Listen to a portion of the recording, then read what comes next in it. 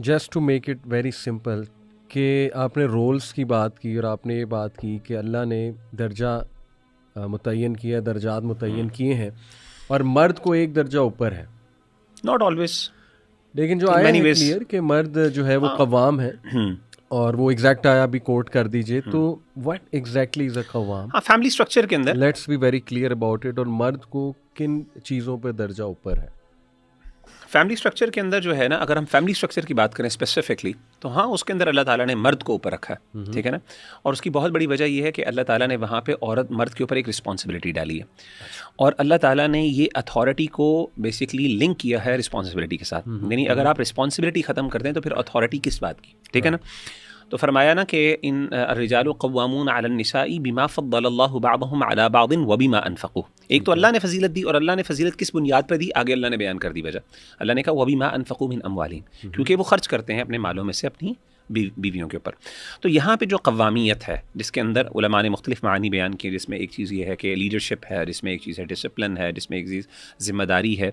तो उसकी बुनियाद क्या है? क्यों अल्लाह ने कहा? क्योंकि अल्लाह ने कहा कि माली ज़िम्मेदारी और उसकी जो केयर टेकिंग है, नानो नफ़क़ा के अंदर उसका रहन सहन रिस्पॉन्सिबिलिटी के साथ इंटरलिंक्ड है। बेसिक नीड, यानी नानो नफ़क़ा के अंदर अगर आप आसान अल्फाज में डिफ़ाइन करें तो इसमें सिर्फ माल नहीं आता, इसमें मुराद हर बेसिक नीड है।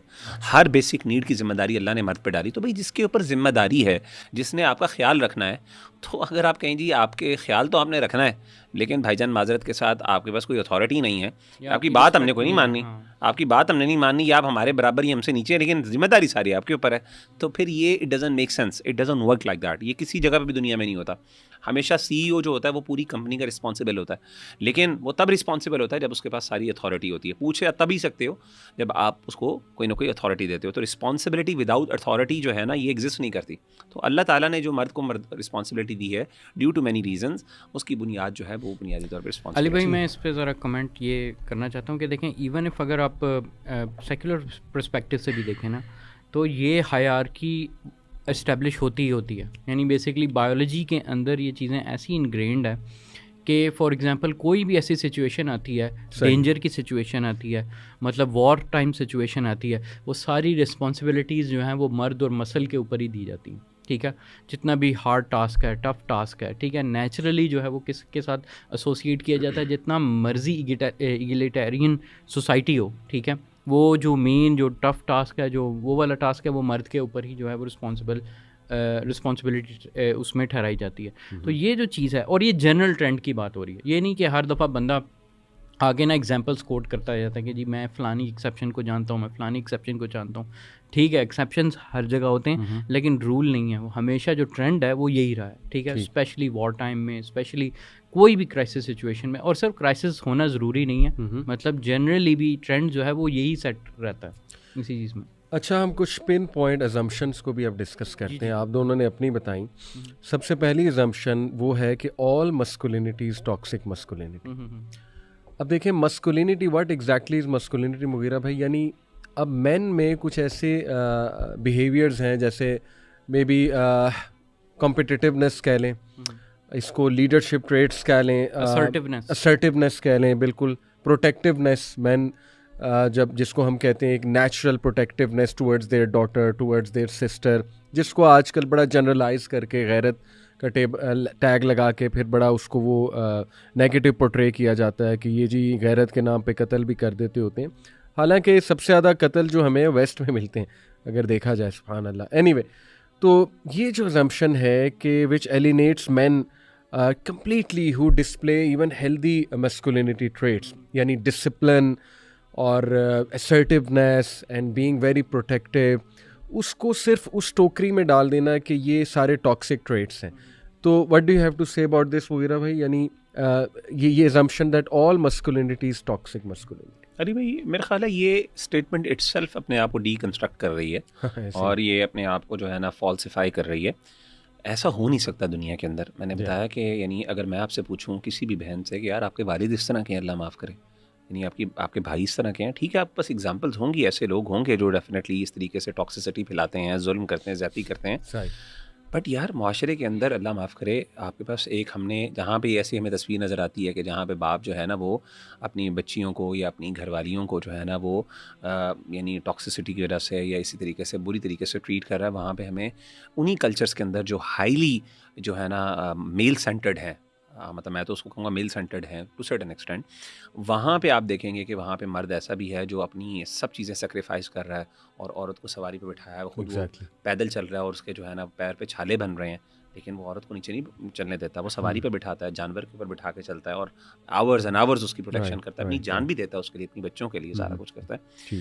तो कहने का मतलब ये है कि मेरा ख्याल है कि ये ज़बान हाल के मुखालिफ है, यानी ये बात यानी it doesn't make sense to certain extent. हाँ, बाकी इसका मतलब ये क़तन नहीं है कि हमारे पास दूसरी एग्जांपल्स नहीं मौजूद, लेकिन टू यानी to put all your eggs in one basket and to have a generalized यानी परसेप्शन ऑफ समथिंग, ये आपके अपने नैरेटिव को फॉल्सिफाई करिए। यानी आप फिर एक अमेज़ोनियन यूटोपिया के अंदर रहना चाहते हैं जहाँ पे सिर्फ औरतें हैं, तो आप उस तरह उसके बगैर सर्वाइव ही नहीं कर सकते। और देखिए toxic traits can exist in both genders.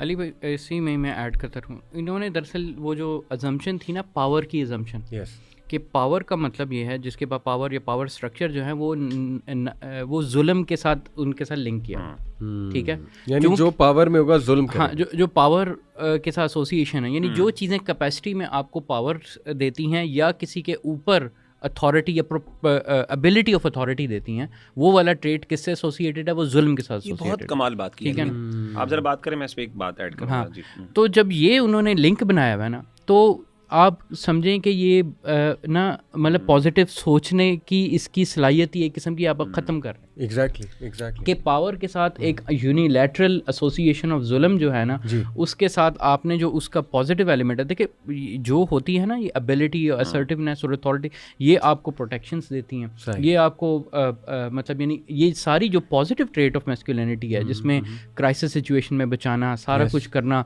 मतलब यानी जो वुमन को प्रोटेक्ट करना, गार्ड करना, ये सारा इसी ट्रेड से निकलता है, ठीक है ना। अब इसमें मैं आपको वजह साइकोलॉजी इसके पीछे ये है कि ना जो लोग ट्रॉमा से गुजरे होते हैं ना, स्पेशली पावर के थ्रू, और उनको आप ये पावर वाला नैरेटिव फील्ड करो ना, पावर और जुल्म इकट्ठा है, तो वो फौरन इसको पिक करेगा। ऐसी तो लेडीज स्पेशली जिनके साथ कुछ जुल्म हुआ होता है और वो उनके सामने कोई एक्सप्लेनेशन है जो कि आप कह लें कि वो लॉडेड एक्सप्लेनेशन है, उसको वो फौरन ग्रैब करेंगी और उसके साथ कोई भी पॉजिटिव एलिमेंट जोड़ना आप कह लें कि दे लैक दैट, वो मुश्किल हो जाए। मैं इसको ना एक उसूली ज़ुबान के अंदर समझाने की कोशिश करता हूँ।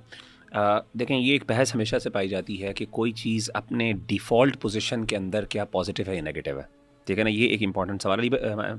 हमासमी ने बहुत अच्छा पॉइंट बताया और मैं समझता हूँ इसकी इलैबोरेशन मज़ीद ज़रूरत है उसकी। पावर अपनी डिफ़ॉल्ट पोजीशन के अंदर एक पॉजिटिव चीज़ है। हाँ, उसकी वजह से एक्सप्लॉइटेशन हो सकती है, लेकिन वो अपनी डिफ़ॉल्ट पोजीशन के अंदर, अपनी असल के अंदर वो चीज़ पॉजिटिव है।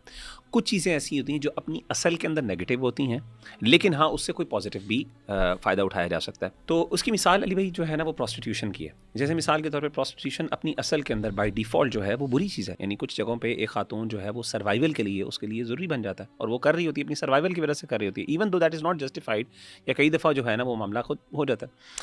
लेकिन ऑन द कॉन्ट्ररी जो है ना एक चीज़ जो है ना वो बाय डिफ़ॉल्ट, तो ताकत जो है या ताकत का हुसूल जो है वो बाय डिफ़ॉल्ट एक पॉजिटिव चीज़ है। क्यों? इसकी दलील क्या है? कुरान मजीद में अल्लाह ताला ने इसको हासिल करने का हुक्म दिया, अइद्दू लहुम मस्तताअतुम मिन कुव्वा, जितनी कुव्वत को तुम इख्तियार कर सकते हो, तैयार कर सकते हो अपने लिए, उसको जो है ना वो एक्वायर करो, जितनी ताकत को तुम अपने कंट्रोल में ला सकते हो। क्यों?